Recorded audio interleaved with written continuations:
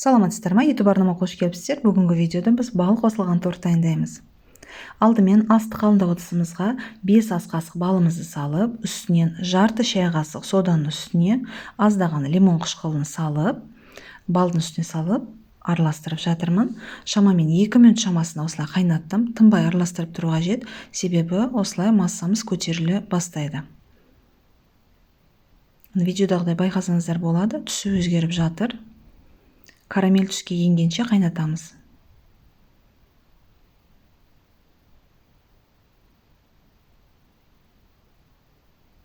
Міне осылай массамыз түсі өзгерді.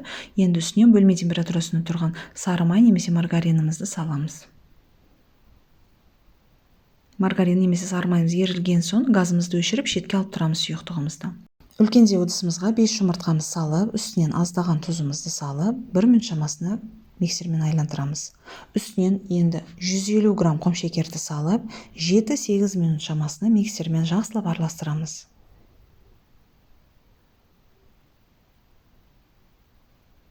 Міне осылай массамыз дайын. Енді үстіне бал қосылған сұйықтығымызды қосамыз. Тағы да 1 минут шамасына араластырып, миксерімізді өшіреміз. Сұйықтығымыздың үстіне ұн және разрезатель қосылған құрғақ массамызды аз-аздан салып барамыз. Бірнеше этапқа бөліп саламыз, себебі осындай жұмыртқамыз миксермен араластырып, массамыз өзі сондай үлпілдек болып тұр.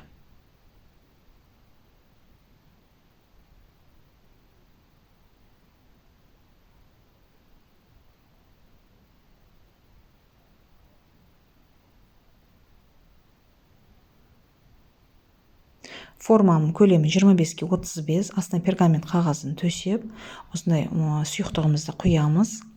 Қызып тұрған газ пешімізде 180 градуста 25-30 минут шамасында мен пісіріп алдым. Сіздер газ пештеріңізді духовкаларыңызға қалай көресіздер.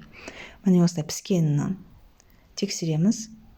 3-4 сағат шамасында бисквитімізді суытып аламыз. Міне осылай бисквитім суып алды. Сіздер қаласаңыздар, биік болуын қаласаңыздар, дәл осы бисквитті тура 2-ге бөліп, біріне үстін бірін қойып, сонда өте осындай биік кәдімгі торт болып шығады. Мен жай ғана шетін кесіп тастап, осындай шетін кесіп алдық крошкаға. Осы бисквитімізді 3-ке бөліп алдым. Бұл бисквитті жай ғана 2-ге бөлсек те болады, бірақ арасына осындай кремі жақсылап араласып өте әдемі үлпілдек болу үшін осы бисквиттің өзін жай ғана 3-ке бөліп алдым.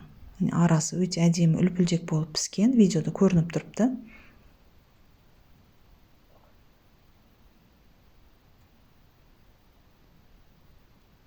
Әдемілеп бөліп дайындап аламыз. Кремін дайындауға кірісеміз, сливке қосамыз, немесе мен жай ғана осындай үйдің қаймағын қою, тәтті сепаратордың қаймағына осындай қойылтырылған сүтімізді салып, 5 минут шамасында миксермен араластырамыз. Одан көп араластырудың қажеті жоқ, жай ғана қоюласса болды, себебі қатты көп миксермен айландыратын болсаңыздар, бұл қаймағымыз сарымайға айланып қалады. Осы крем өте ең дәмді кремдердің бірі болып табылады, өте дәмді және табиғи осындай крем.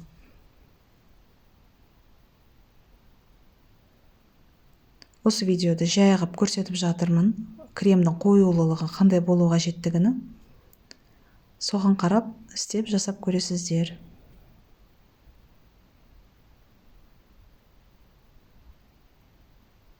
Бұл крем тек арадағы прослойкаға, торттарға прослойкаға жай ғана істетілетін кремдер.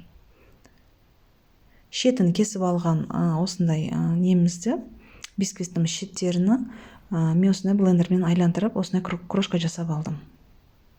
Тортымызды жиі бастаймыз. Пропиткасына мен жай ғана осындай сгущенный молоконың үстіне жай ғана қайнаған жылы су құйдым.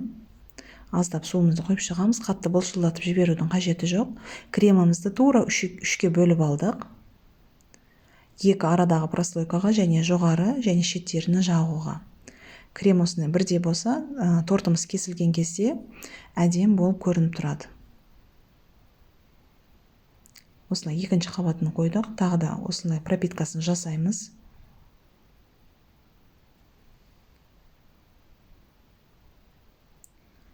Осылай қалған кремімізді саламыз.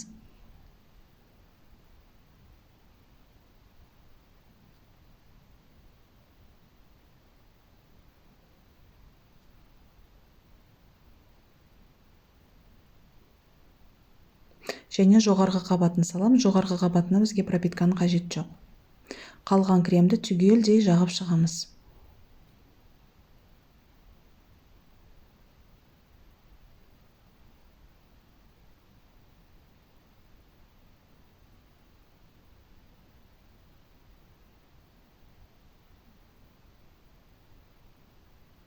Астына осылай бөліп пергамент қағазын төсеп аламыз.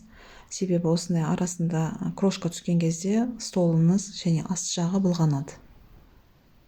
Қалған крошкамызды дәл осындай етіп әдемілеп үстіне сеуіп, жандарына сеуіп шығамыз.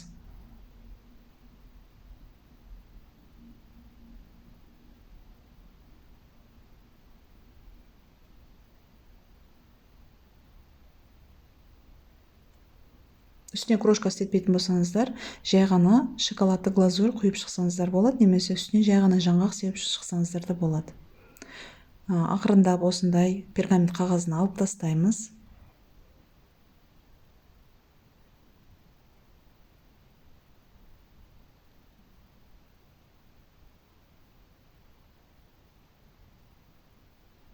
Торттың үстін өзің қалауларыңызбен сәндесеңіздер болады. Мен осындай малина бар еді, жай ғана осыны қойып шықтым. Порционы пирожный етіп турасаңыздар болады. Дайын болған тортымызды холодильникте жай ғана 3-4 сағатқа қойып қоямыз.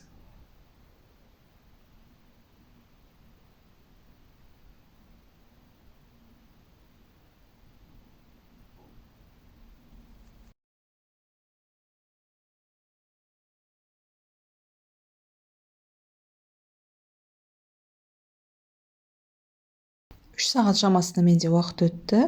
Енді осылай кесіп көрсетемін сізге. Видеода көрініп тұрыпты, өте жұмсақ болып кесіліп тұрыпты. Өте дәмді торт, жұмсақ, үлпілдек.